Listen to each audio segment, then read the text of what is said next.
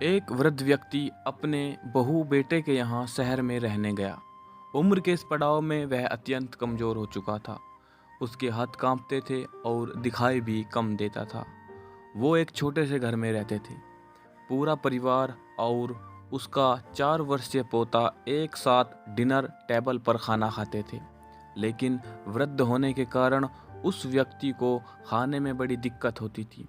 कभी मटर के दाने उसकी चम्मच से निकलकर फर्श पर बिखर जाते थे, तो कभी हाथ से दूध छलककर मेज पोस पर गिर जाता था। बहू बेटे 1-2 दिन ये सब सहन करते रहे, पर अब उन्हें अपने पिता की इस काम से चिढ़ होने लगी थी। हमें इनका कुछ करना पड़ेगा, लड़के ने कहा।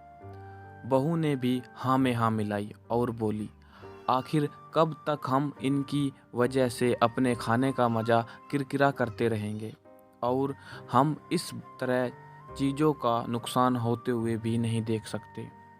अगले दिन जब खाने का वक्त हुआ तो बेटे ने एक पुरानी मेज को कमरे के कोने में लगा दिया। अब बूढ़े पिता को वहीं अकेले बैठकर अपना भोजन करना था।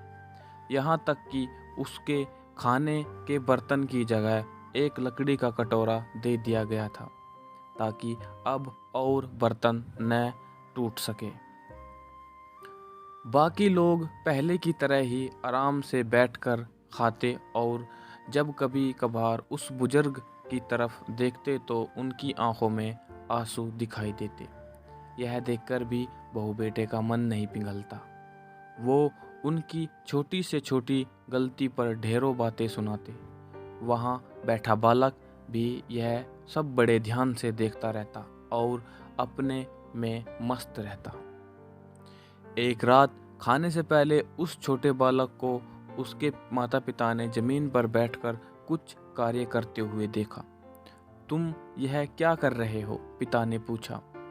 बच्चे ने मासूमियत के साथ उत्तर दिया, अरे मैं तो आप लोगों के लिए एक लकड़ी का कटोरा बना रहा हूँ, ताकि जब मैं बड़ा हो जाऊँ तो आप भी इसमें खाना खा सको। और वह पुनः अपने काम में व्यस्त हो गया। पर इस बात का उसके माता पिता पर गहरा असर हुआ। उनके मुंह से एक भी शब्द नहीं निकला और आंखों में आंसू आ गए। वो दोनों बिना बोले ही समझ चुके थे कि अब उन्हें क्या करना है। उस रात वो अपने बूढ़े पिता को वापस डिनर टेबल पर ले आए और फिर कभी उनके साथ अभद्र व्यवहार नहीं किया। दोस्तों, अक्सर अपने बच्चों को हम नैतिक शिक्षा या मोरल वैल्यूज़ देते हैं, पर हम ये भूल जाते हैं कि असल शिक्षा शब्दों में नहीं, कर्म में छिपी हुई है। अगर हम बच्चे को बस ये उपदेश देते रहेंगे कि बड़ों का आदर करो और सम्मान करो और खुद उनके विपरीत बड़ों से व्यवहार करते रहेंगे तो बच्चा हमें देखकर सीखता है।